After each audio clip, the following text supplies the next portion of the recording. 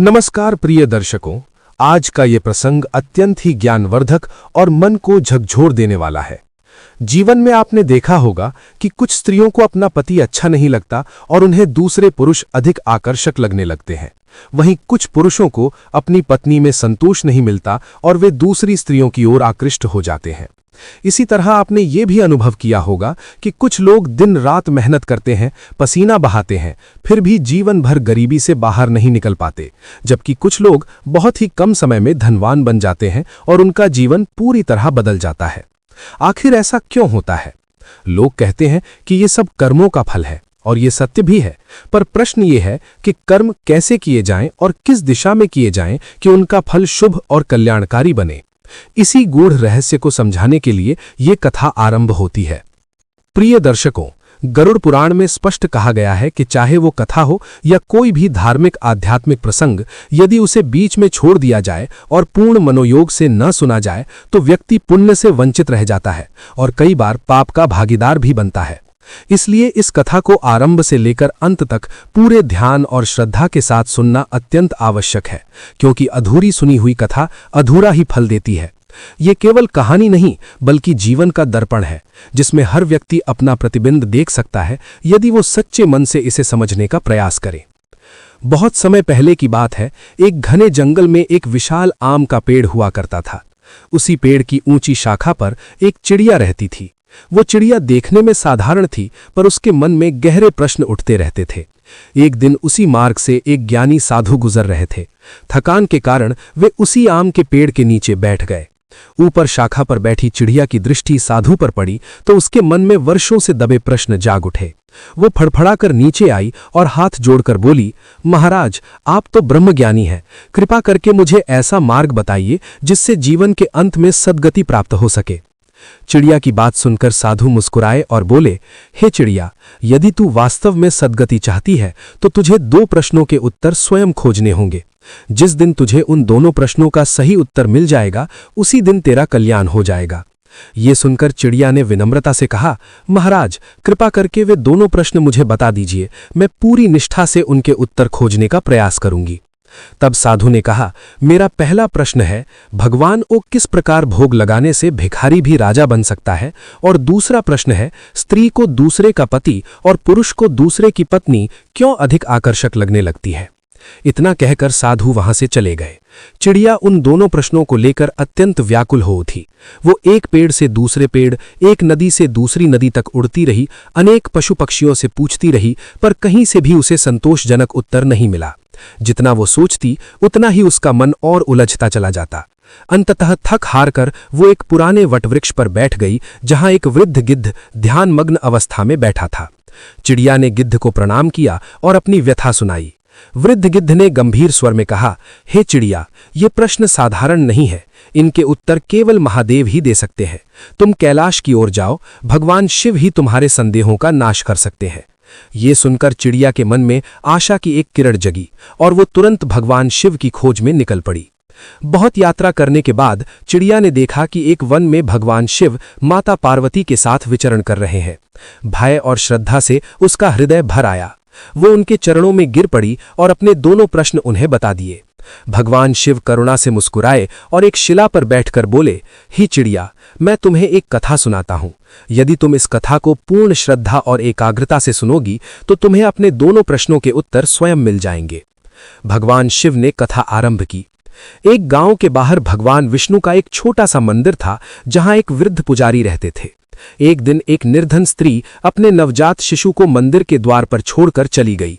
बहुत खोजबीन के बाद भी बच्चे के माता पिता का कोई पता नहीं चला। जब गांव का कोई व्यक्ति उस बालक को अपनाने को तैयार नहीं हुआ, तब पुजारी ने इसे भगवान विष्णु की इच्छा मानकर उसे अपने पास रख लिया और उसका नाम चंदन रखा। मंदिर में जो भी अन्न या भोग आता, उसी से पुजारी, भगवान और वो बालक जीवन यापन करते थे। समय बीतता गया, चंदन बड़ा होने लगा और सेवा भाव से पुजारी के कार्यों में हाथ बटाने लगा। पुजारी ने उसे सिखाया कि भगवान को हमेशा ताजा और प्रेम से बनाया हुआ भोग ही लगाना चाहिए। स्वयं भोजन करने से पहले भगवान को अर्पण करना चाहिए और किसी भी वस्तु का संग्रह नहीं करना चाहिए। चंदन ने इन बातों को जीवन का नियम बना लिया। उसके जीवन में अभाव था, पर श्रद्धा में कोई कमी नहीं थी। यही वो बिंदु था जहां से कर्मों की दिशा बदलनी शुरू हुई। कथा यही नहीं रुकती प्रिय दर्शकों। चिड़िया ध्यान से सुन रही थी और उसके मन में कई परतें धीरे धीरे खुलने लगी थीं। भगवान शिव की वाणी अब और गूढ़ होने वाली थी, क्योंकि आगे इसी कथा में कर्म, भोग, चरित्र और पतन उत्थान के रहस्य प्रकट होने वाले थे। भगवान शिव चिड़िया को यह समझाने लगे कि संसार में जो कुछ भी घटित होता है वो केवल संयोग नहीं, बल्कि मनुष्य और प्राणी के भीतर छिपे संस्कार, दृष्टि और नियत का परिणाम होता है। भगवान शिव ने शांत स्वर में कहा कि हे चिड़िया, तुमने देखा कि चंदन जैसा निर्धन बालक भी केवल नियम, श्रद्धा और धैर्य के बल पर राजा बन गया, जबकि किसान और उसकी पत्नी सब कुछ होते हुए भी अपने मन की चंचलता और दृष्टि की मलिनता के कारण नष्ट हो गए। इसी संसार में बहुत से लोग ये प्रश्न करते हैं कि हम मेहनत तो बहुत करते हैं, पूजा भी करते हैं, फिर भी हमारे जीवन में सुख क्यों नहीं आता, जबकि कुछ लोग बिना विशेष प्रयास के ही वैभव प्राप्त कर लेते हैं। इसका कारण बाहरी कर्म नहीं, बल्कि भीतर का भाव है, क्योंकि भगवान को केवल वस्तु का भोग नहीं, भाव का भोग प्रिय होता है। हे चिड़िया, गरुड़ पुराण में भी ये कहा गया है कि कोई भी कथा, चाहे वो देवताओं की हो या साधारण मनुष्य की, यदि उसे अधूरा सुना जाए या बीच में ही छोड़ दिया जाए तो उस कथा का पुण्य नहीं मिलता, बल्कि मनुष्य उस पुण्य से वंचित होकर पाप का भागीदार बन जाता है। ठीक उसी प्रकार जैसे आधा उपचार रोग को और बढ़ा देता है, वैसे ही अधूरी कथा मन और बुद्धि को भ्रमित कर देती है। इसलिए जब भी कोई कथा या प्रसंग सुना जाए, उसे पूरे मन, पूरे धैर्य और पूरी श्रद्धा के साथ सुनना चाहिए, तभी उसका वास्तविक फल प्राप्त होता है। भगवान शिव आगे बोले कि हे चिड़िया, अब तुम ये भी समझ लो कि संसार में आकर्षण और विकर्षण केवल आंखों का खेल नहीं है, ये मन की अवस्था का परिणाम है। जो मन अपने घर में, अपने कर्तव्य में और अपने संबंधों में संतुष्ट होता है, उसकी दृष्टि कभी भटकती नहीं। लेकिन जो मन भीतर से खाली होता है, वो दूसरों की थाली में रखा भोजन अधिक स्वादिष्ट समझने लगता है।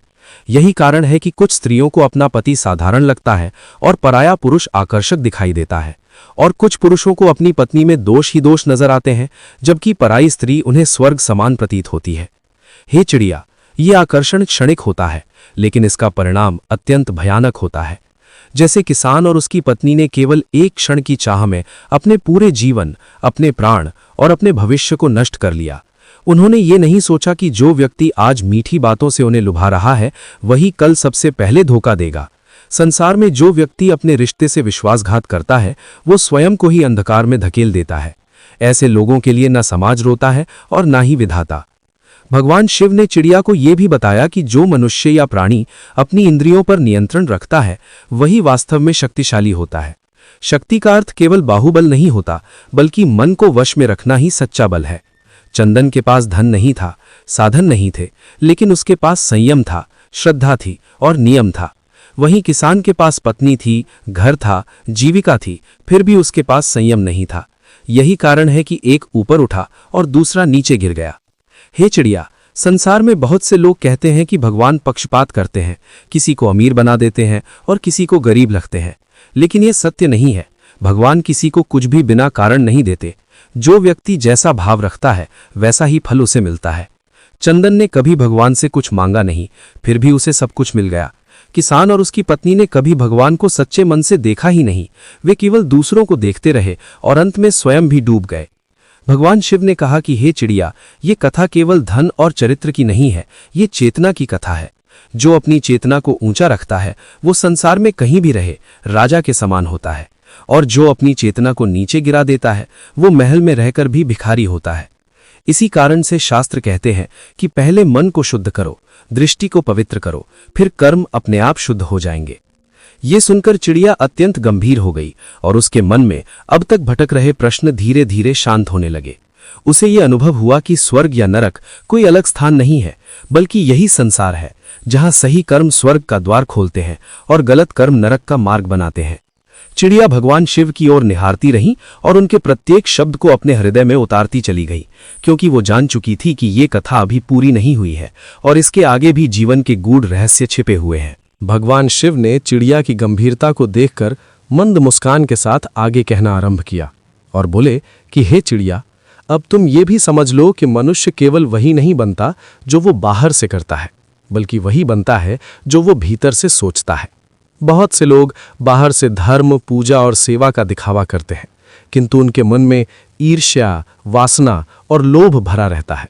ऐसे लोगों की पूजा भी उन्हें फल नहीं देती, क्योंकि भगवान तक वही प्रार्थना पहुंचती है जो शुद्ध हृदय से निकली हो। ठीक उसी प्रकार जैसे चंदन ने कभी अपने मुख से बड़े वचन नहीं कहे, लेकिन उसका प्रत्येक कर्म भगवान के प्रति समर्पित था। हे चिड़िया, संसार में दुख का सबसे बड़ा कारण तुलना है। जब मनुष्य अपने जीवन की तुलना दूसरों से करने लगता है, तभी असंतोष जन्म लेता है। किसान अपनी पत्नी से संतुष्ट होता तो ठगनी उसे आकर्षक न लगती। किसान की पत्नी अपने पति को स्वीकार कर लेती तो ठग उसे मोह में न डाल पाता। परंतु दोनों ने अपने जीवन को स्वीकार करने के बजाय दूसरों के जीवन को देखने में अपना मन लगा दिया, और यही उनकी सबसे बड़ी भूल बनी। भगवान शिव ने आगे कहा कि हे चिड़िया, ये भी स्मरण रखना कि जो व्यक्ति नियम तोड़ता है वो सबसे पहले स्वयं को धोखा देता है। नियम केवल भगवान के लिए नहीं होते, नियम मनुष्य को अनुशासित रखने के लिए होते हैं। चंदन ने नियम नहीं छोड़े, चाहे भूखा रहना पड़ा, चाहे गंगा जल पर ही दिन बिताना पड़ा, लेकिन उसने नियम नहीं तोड़ा। उसी नियमबद्ध जीवन ने उसे वो सामर्थ्य दिया कि स्वयं भगवान को भी उसके नियमों के आगे झुकना पड़ा। हे चिड़िया, जब भगवान भी भक्त के नियम का सम्मान करने लगे तो समझ लो कि उस भक्त की चेतना कितनी ऊंची हो चुकी है। यही कारण है कि कहा जाता है, नियम से बड़ा कोई तप नहीं और अनुशासन से बड़ा कोई धर्म नहीं। जो व्यक्ति अपने जीवन में छोटे छोटे नियमों का पालन करना सीख लेता है, उसके लिए बड़े बड़े संकट भी साधारण हो जाते हैं। भगवान शिव ने गहरी दृष्टि से चिड़िया की ओर देखते हुए कहा कि संसार में जो लोग कहते हैं कि हमें अवसर नहीं मिला, वे स्वयं को भ्रम में रखते हैं। अवसर हर व्यक्ति के जीवन में आता है, लेकिन जो व्यक्ति अपने मन और दृष्टि को शुद्ध रखता है, वही अवसर को पहचान पाता है।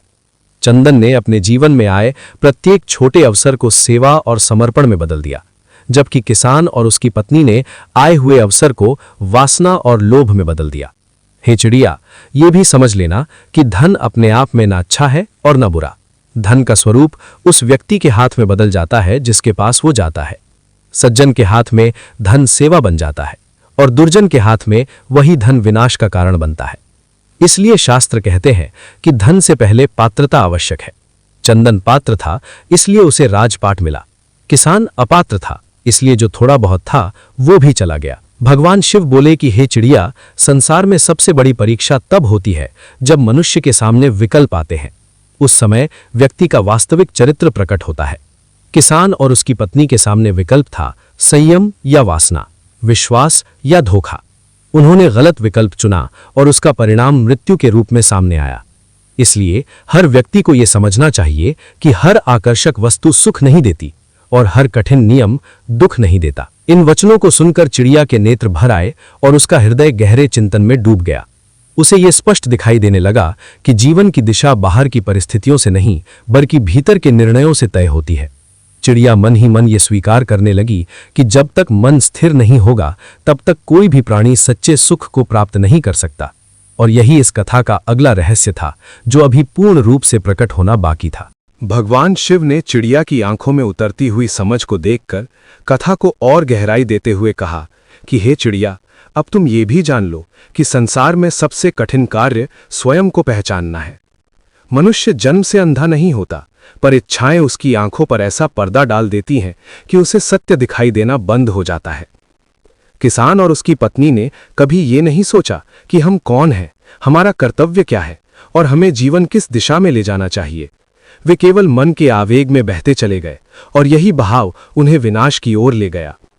हे चिड़िया, जो प्राणी अपने मन की बात बिना विवेक के मान लेता है, वो उसी प्रकार होता है जैसे बिना पतवार की नाव। हवा जिधर चाहे उसे उधर बहा ले जाती है। चंदन ने अपने मन की नहीं, नियम और श्रद्धा की सुनी। उसने भूख को सहन किया, पर मर्यादा को नहीं छोड़ा। इसी कारण उसका मन स्थिर रहा, और स्थिर मन में ही भगवान वास करते हैं। भगवान शिव ने आगे कहा कि संसार में लोग कहते हैं कि हमें अच्छे कर्म करने चाहिए, लेकिन अच्छे कर्म का अर्थ केवल दान देना या पूजा करना नहीं होता। अच्छा कर्म वो है जो मन को निर्मल बनाए। यदि मन निर्मल नहीं है तो दान भी अहंकार बन जाता है और पूजा भी दिखावा बन जाती है।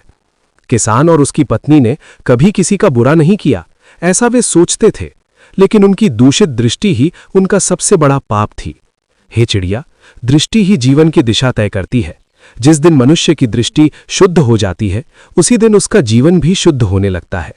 जो स्त्री हर पुरुष को सम्मान की दृष्टि से देखती है वो कभी धोखा नहीं खाती।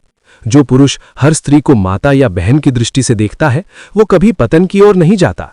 लेकिन जब दृष्टि भटकती है तो बुद्धि भी साथ छोड़ देती है। भगवान शिव बोले कि हे चिड़िया, ये मत समझना कि पतन अचानक होता है। पतन धीरे धीरे होता है। पहले विचार बिगड़ता है, फिर दृष्टि, फिर आचरण और अंत में जीवन। किसान और उसकी पत्नी के साथ भी यही हुआ। पहले उन्होंने केवल देखा, फिर चाहा, फिर योजना बनाई और अंत में सब कुछ खो बैठे। इसलिए शास्त्र कहते हैं, विचार को वहीं रोक दो जहां वो गलत दिशा में जाने लगे। हे चिड़िया, संसार में बहुत से लोग कहते हैं कि हमें किसी ने बहका दिया, किसी ने हमें धोखा दे दिया।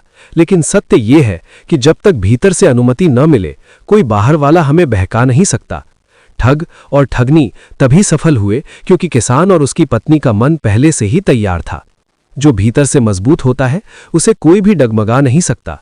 भगवान शिव ने गंभीर स्वर में कहा कि हे चिड़िया, ये कथा इसलिए नहीं सुनाई जा रही कि तुम दूसरों को दोषी ठहराओ, बल्कि इसलिए कि तुम स्वयं के भीतर झांक सको। हर प्राणी के भीतर एक चंदन भी है और एक किसान भी। ये उस प्राणी पर निर्भर करता है कि वो किसे बड़ा करता है। जो अपने भीतर के चंदन को जगाता है वही जीवन में ऊंचा उठता है। इन वचनों को सुनते हुए चिड़िया अब पूर्ण रूप से कथा में डूब चुकी थी। उसके मन में कोई प्रश्न शेष नहीं था, केवल एक गहरी जिज्ञासा थी कि आगे और क्या रहस्य प्रकट होंगे। वो स्थिर होकर पल के झपकाए बिना भगवान शिव की ओर देखती रही, क्योंकि उसे भली भांति ज्ञात था कि ये प्रसंग अभी और आगे बढ़ेगा और जीवन के और भी गूढ़ सत्य सामने आने वाले हैं। भगवान शिव ने कथा को आगे बढ़ाते हुए अत्यंत शांत स्वर में कहा कि हे चिड़िया, अब मैं तुम्हें यह भी समझाता हूं कि संसार में सबसे बड़ा रोग क्या है। न धन की कमी, न संबंधों का टूटना, बल्कि असंतोष ही सबसे बड़ा रोग है। जिस मनुष्य के पास बहुत कुछ है, यदि वह संतुष्ट नहीं है तो वह दरिद्र ही कहलाएगा, और जिसके पास कुछ भी नहीं है, यदि वह संतोष में जी रहा है तो वह सम्राट से कम नहीं। चंदन के पास कभी कुछ नहीं था, फिर भी उसके मुख पर कभी शिकायत नहीं आई, जबकि किसान के पास जीवन की सामान्य सुविधाएं थीं, फिर भी उसका मन हमेशा किसी और की ओर भटकता रहा। हे चिड़िया, संतोष वह धन है जिसे चोर चुरा नहीं सकता, जिसे आग जला नहीं सकती और जिसे समय नष्ट नहीं कर सकता। जो व्यक्ति संतोष को अपना आभूषण बना लेता है, उसके जीवन में लक्ष्मी स्वयं स्थिर होकर निवास करती है। यही कारण है कि चंदन की झोपड़ी भी भगवान का धाम बन गई और किसान की झोपड़ी वासना का अड्डा बनकर रह गई। भगवान शिव ने आगे कहा कि यह भी स्मरण रखना कि मनुष्य जिस वातावरण में रहता है वही उसके संस्कारों को पोषित करता है। चंदन का संग भगवान की मूर्ति, मंदिर की घंटियां और मंत्रों के साथ रहा, इसलिए उसका मन निर्मल होता चला गया। किसान और उसकी पत्नी का संग वासनात्मक दृष्टि और लालसा के साथ रहा, इसलिए उनका मन दूषित होता चला गया। संगति का प्रभाव इतना सूक्ष्म होता है कि व्यक्ति स्वयं को बदला हुआ भी नहीं पहचान पाता। हे चिड़िया, इसी कारण शास्त्रों में बार बार कहा गया है कि सज्जनों की संगति करो, सत्संग में बैठो, क्योंकि सत्संग बिना शब्दों के भी जीवन को बदल देता है। जहां सत्संग होता है वहां गलत विचार टिक नहीं पाते, और जहां कुसंग होता है वहां अच्छे विचार भी धीरे धीरे कमजोर पड़ जाते हैं। भगवान शिव ने गंभीर होकर कहा कि संसार में जो व्यक्ति अपने जीवन में बार बार वही गलती दोहराता है, वह अनुभव से नहीं सीखता बल्कि अपने अहंकार से चलता है। किसान और उसकी पत्नी ने पहले दृष्टि की गलती की, फिर विश्वास की और अंत में अपने प्राणों की कीमत चुकाई। यदि उन्होंने पहले ही चरण में स्वयं को रोक लिया होता तो कथा का अंत कुछ और होता। हे चिड़िया, जीवन में चेतावनी कई बार आती है, कभी मन के भीतर से, कभी किसी संत के शब्दों से और कभी परिस्थितियों के माध्यम से। लेकिन जो व्यक्ति उन चेतावनियों को अनदेखा कर देता है, उसके लिए प्रकृति कठोर निर्णय लेने को विवश हो जाती है। नदी केवल जल नहीं थी, वह अंतिम चेतावनी थी जिसे वे दोनों समझ नहीं पाए। भगवान शिव बोले कि हे चिड़िया, इस कथा का प्रत्येक प्रसंग यही सिखाता है कि मनुष्य अपने भाग्य का निर्माता स्वयं होता है। न कोई उसे जबरन ऊपर उठाता है और न कोई नीचे गिराता है। उसके विचार, उसकी दृष्टि और उसके निर्णय ही उसके भविष्य की रेखाएं खींचते हैं। चंदन ने अपने भविष्य को श्रद्धा से लिखा और किसान ने अपने भविष्य को वासना से। इन वचनों के साथ चिड़िया का हृदय अब पूर्ण रूप से शांत होने लगा था, लेकिन कथा की गहराई अभी समाप्त नहीं हुई थी। वातावरण में एक दिव्य गंभीरता छा गई थी और चिड़िया यह अनुभव कर रही थी कि आगे आने वाले प्रसंग उसके जीवन की दिशा को स्थायी रूप से बदल देने वाले हैं। इसलिए वह और अधिक ध्यान से भगवान शिव की वाणी को सुनने लगी।